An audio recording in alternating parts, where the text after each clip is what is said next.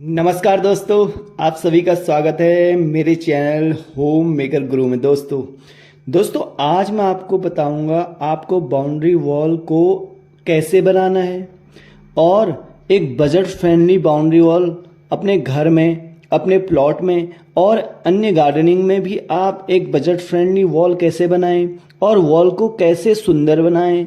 Wall में cracks आने की समस्या लाइफ में न आए उसको क्या करें और ठेकेदार के मटेरियल लगाने के तरीके को भी बताऊंगा कि वो कैसे मटेरियल लगा के आपकी वॉल को कमज़ोर करता है। तो दोस्तों वीडियो शुरू करने से पहले मैं आपको एक चीज़ बता देना चाहता हूँ। इससे पहले मैंने इसका पार्ट 1 बनाया था, अब ये इसका पार्ट 2 है। दोस्तों कभी भी वॉल बनाने से पहले हमेशा उसकी नींव खुदाई करें।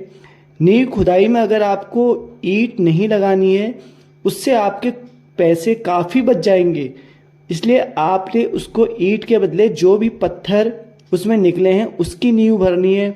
उसके ऊपर कंक्रीटिंग की एक लेयर लगानी है, फिर उसके ऊपर फिर पत्थर की लेयर लगा के आपने दोबारा उसको लेवल में ले आना है।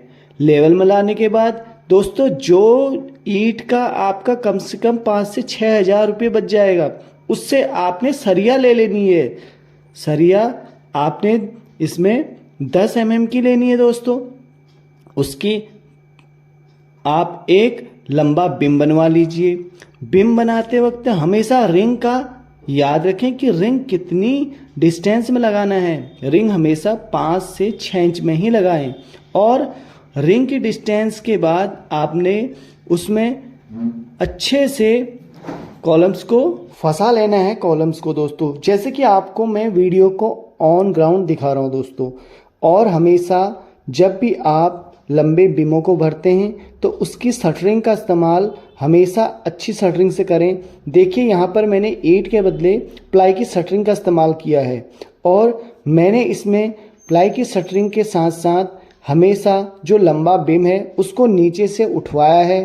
दोस्तों उसमें हमेशा कवर ब्लॉक का इस्तेमाल करिए। मैंने उसमें कवर ब्लॉक का इस्तेमाल करवा रखा है दोस्तों। उसके बाद आपको बताता हूँ मसाले की क्वालिटी। तो दोस्तों इसमें हमेशा कंक्रीटिंग M20 इस्तेमाल करिए और रेत भी अच्छी क्वालिटी का क्रेशर का रेत होना चाहिए दोस्तों। और उस सैंड में दोस्तों सिल्ट की मात्रा बहुत कम होनी चाहिए दोस्तों। अधिक सिल्ट से रेत में मिट्टी की मात्रा ज़्यादा होती है। और दोस्तों सीमेंट का रेशियो हमेशा 1, 1.5 और 3 का होना चाहिए। 1 भाग सीमेंट, 1.5 भाग आपका रेत या सैंड और 3 भाग कंक्रीट दोस्तों। ये हमेशा कॉलम भरने के लिए, लेंटरिंग के लिए और कभी भी हो आप जहाँ पर भी लोहे के सरिया का इस्तेमाल कर रहे हैं वहाँ पर अगर आपने कंक्रीटिंग करनी है तो इसी रेशियो का इस्तेमाल करिए दोस्तों। इससे आपका कंक्रीट मजबूत होगा और भविष्य में आपको क्रैकिंग की समस्या या बीम फेलियर, कॉलम फेलियर की प्रॉब्लम्स नहीं आएंगी और आपका कॉलम या बीम बैठेगा नहीं। तो दोस्तों हर जगह देखिए आपको कैसे अच्छे बीम बना रखे हैं, उनमें रिंग की डिस्टेंस रखी है और कितना अच्छा मिस्त्री ने काम कर रखा है ये देखिए दोस्तों। और यही काम आपने अवश्य अपने घर में करवाना है।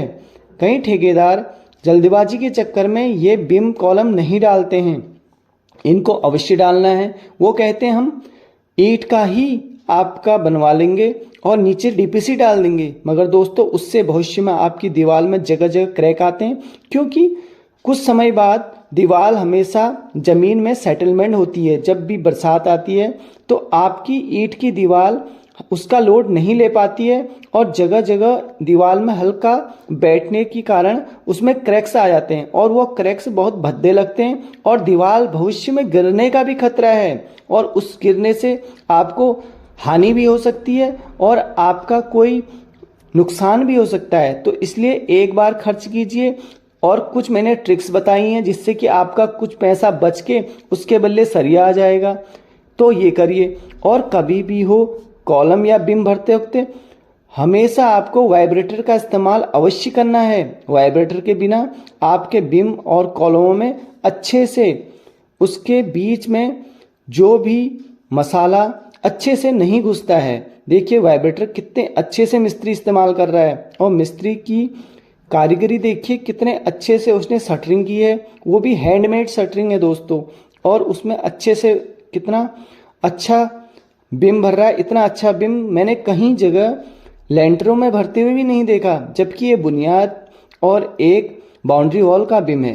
तो दोस्तों इसी तरीके से आपने बाउंड्री वॉल करवानी है, और एक बार खर्च से आपको भविष्य में कभी भी कोई प्रॉब्लम नहीं आएगी। क्योंकि एक बार अगर आपकी दीवार खराब हो गई, फिर उसमें बहुत सी प्रॉब्लम्स आती हैं, उसमें पेंट की प्रॉब्लम्स हैं, उसमें रिपेयरिंग की प्रॉब्लम्स हैं, वो आपको उससे ज़्यादा महंगा पड़ जाता है। इसलिए एक बार काम करवा लीजिए, देखिए। और इसमें डैम्पनेस की प्रॉब्लम भी नहीं आएगी, क्योंकि आपकी बिम जितनी मोटी होगी उसके नीचे ही आपको पानी का फ्लो रहेगा, और दीवार में कैपिलरी एक्शन के कारण वह नहीं चढ़ेगा, क्योंकि बीच में आपके बिम आ जाएगा, और उसकी वजह से आपके दीवार में कभी भी हो डैम्पनेस की प्रॉब्लम नहीं आएगी। नहीं तो दीवार में पपड़ी निकली हुई और कितनी भद्दी दीवारें लगती हैं, चाहे आपका घर अंदर से कितना भी सुंदर बना हो दोस्तों, तो दीवार और आपके बाउंड्री वॉल से ही आपकी घर की खूबसूरती है। तो दोस्तों यह वीडियो आपके थोड़ी भी काम आए तो लाइक एंड सब्सक्राइब अवश्य करें, और अगर आपके किसी मित्र कलीग को इसकी ज़रूरत है, उसका मकान बन रहा है, तो उसको यह अवश्य शेयर करें। धन्यवाद दोस्तों।